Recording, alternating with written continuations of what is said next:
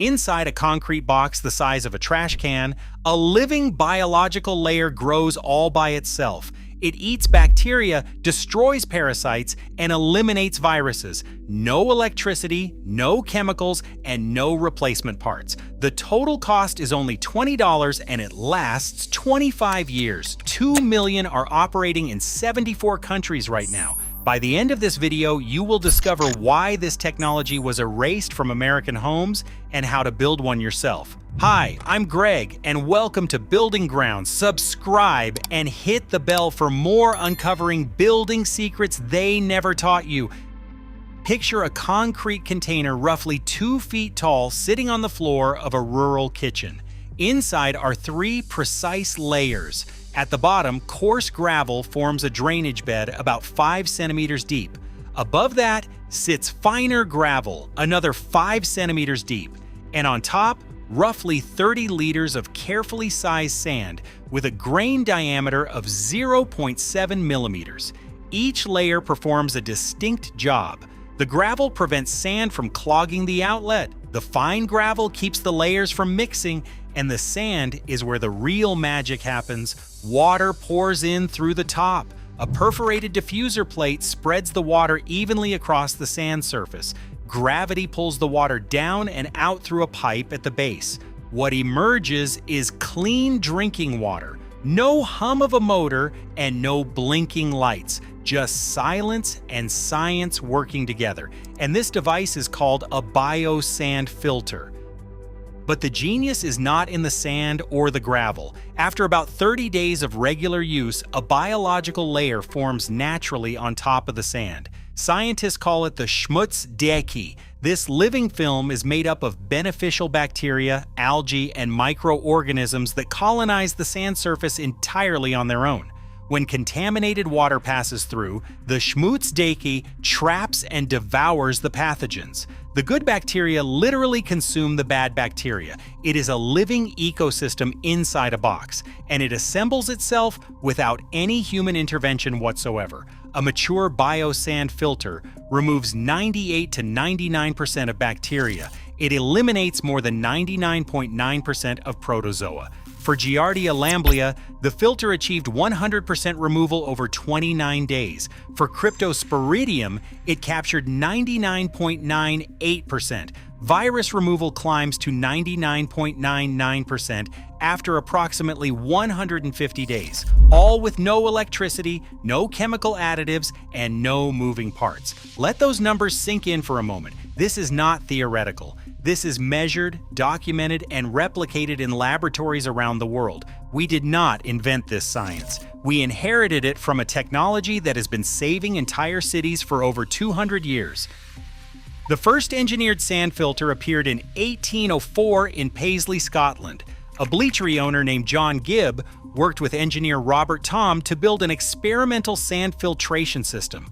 The filtered water was so clean that Gibb began selling surplus to the public. In 1829, engineer James Simpson designed the first treated public water supply in the world for the Chelsea Waterworks Company in London. Massive beds of sand several feet deep cleaned the Thames water before it reached households across the city. It was the beginning of modern public health infrastructure as we know it. Then came the proof. In neighborhoods where slow sand filters had been installed, cholera deaths plummeted. The physician John Snow confirmed this during the 1854 Broad Street cholera outbreak. He traced the disease to a single contaminated pump and demonstrated that filtration saved lives. By 1852, Parliament had passed the Metropolis Water Act mandating sand filtration across London. The technology crossed the Atlantic in 1872 when Poughkeepsie, New York opened the first slow sand filtration plant in the United States. Cholera and typhoid cases dropped dramatically. Sand filtration became the backbone of municipal water treatment across the Western world. 2 centuries of proven engineering. Then one man asked a question nobody else was asking. What if you could shrink all of this down to a single household bucket? David Harold Manz was born in 1947 in Regina, Saskatchewan. He grew up on a small prairie farm where broken equipment meant you figured out what went wrong and fixed it yourself. That mindset followed him into civil engineering at the University of Calgary. In 1988, Manz traveled to South Africa and the Philippines to assess safe water needs. Families were drinking from rivers contaminated with animal waste. Children were dying from waterborne diseases that sand filtration had eliminated in Western cities over a century earlier. The municipal technology existed, but it required acres of land, concrete infrastructure, and trained operators. None of that was available in a village with no electricity and no budget. The gap between the engineering and the people who needed it most was enormous. Manz came home to Calgary and identified two critical flaws preventing slow sand filtration from working at household scale. There was no practical way to stop and start the flow on demand, and the biological layer was too fragile against incoming water. In 1991, David Manz spent $60 on a garbage can and placed sand from a hardware store. He solved the intermittent flow problem with a standing water layer above the sand that kept the biological zone alive between uses. He added a diffuser plate to shield the Schmutzdecke. He tested the prototype at Foothills Hospital in Calgary. 98 to 99% bacteria removal, complete elimination of Giardia, 99.99% removal of Cryptosporidium, all from a garbage can filled with sand. The doctors and technicians running the tests could not believe what they were seeing. A device with no power source, outperforming chemical treatment systems, costing thousands of dollars. Manz patented the design in 1993. That same year, the first biosand filters were installed in homes across rural Nicaragua, and the technology that came from it now operates on every inhabited continent on Earth. Over 30 years, more than 2 million biosand filters have been constructed worldwide. KWST, based in Calgary, has partnered with local organizations to install 910,000 filters across 74 countries. Those filters give 6.5 million people access to safe drinking water every single day. A long-term study in the Artibonite Valley of Haiti found usage remained above 85% after 7 years. Several filters were still operating after 12 years. A randomized controlled trial in Tamale, Ghana measured a 60% reduction in diarrheal disease.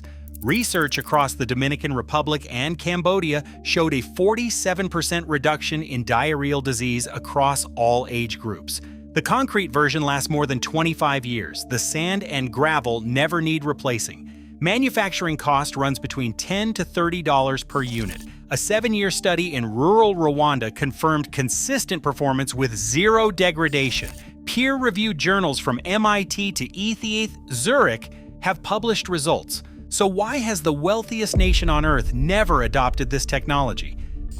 The Safe Drinking Water Act of 1974 governs every drop of water Americans consume. The entire architecture assumes centralized, chemical-intensive municipal treatment run by certified operators.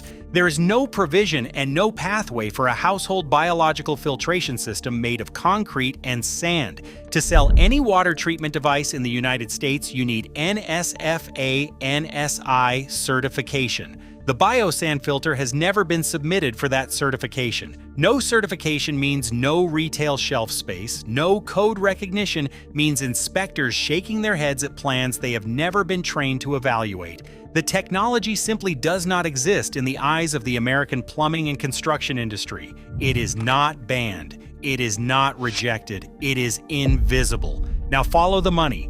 In 2024, the United States bottled water market was valued at $47.42 billion. Americans consumed 16.4 billion gallons that year. Picture warehouses stacked floor to ceiling with plastic bottles, trucks burning diesel to deliver water that falls free from the sky, an entire industry built on convincing you that safe water must come sealed in branded packaging. A $20 concrete box lasting 25 years is an existential threat to that revenue stream. The EPA currently regulates roughly 90 contaminants out of 324 substances detected in American tap water. Many regulations have not been updated since the 1990s. The system that locked out the biosand filter is failing to protect the people it claims to serve. In April of 2014, the city of Flint, Michigan, switched its water source from Lake Huron to the Flint River. Officials failed to apply corrosion control. Lead leached from aging pipes into the tap water of 140,000 residents. Brown water pouring from kitchen faucets became a symbol of infrastructure failure. By 2023, more than 9.2 million American households still connect through lead pipes and lead service lines.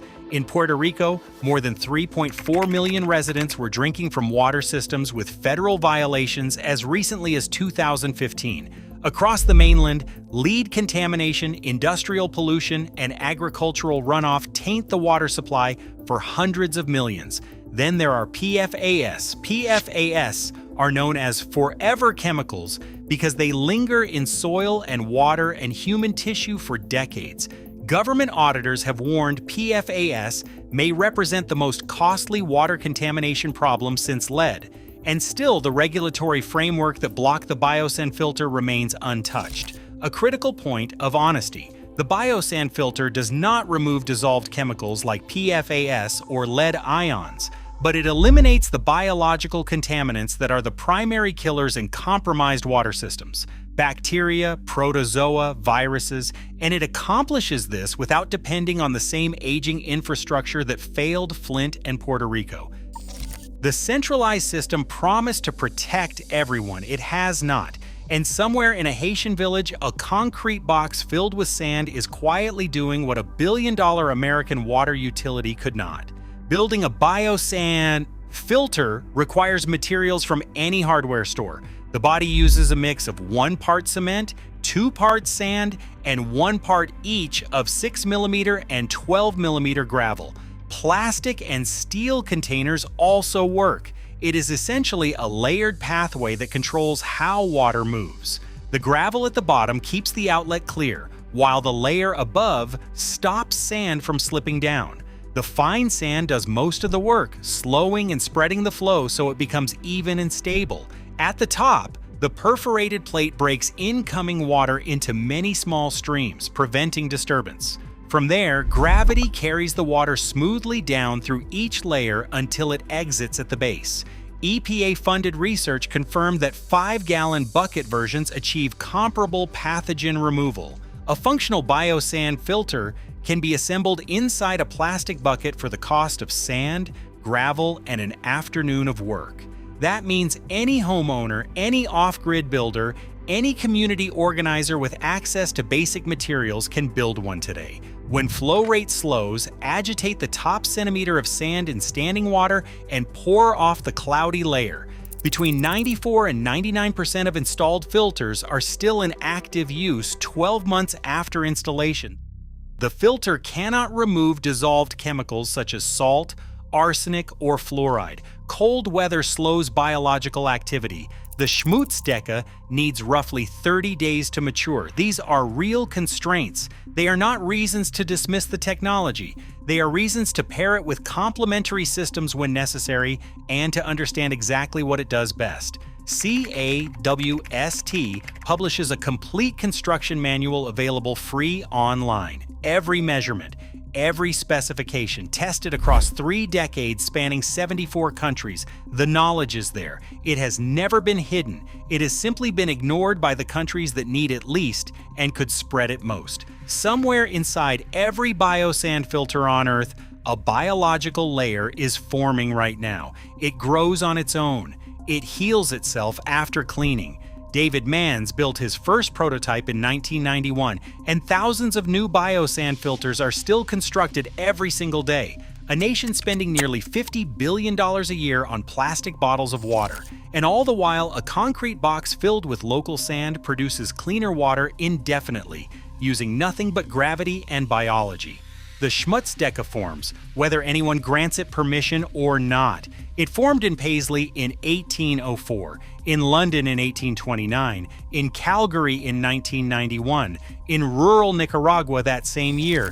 It is forming right now in the Amazon, in Ghana, in the mountains of Nepal. And if you build one, it will form for you, quietly, biologically, and for decades, while the bottled water industry pretends it does not exist. The sand has been waiting. It has always been waiting. If this changed how you think about construction, subscribe to Building Grounds with Greg. Please watch the next video appearing on your screen right now.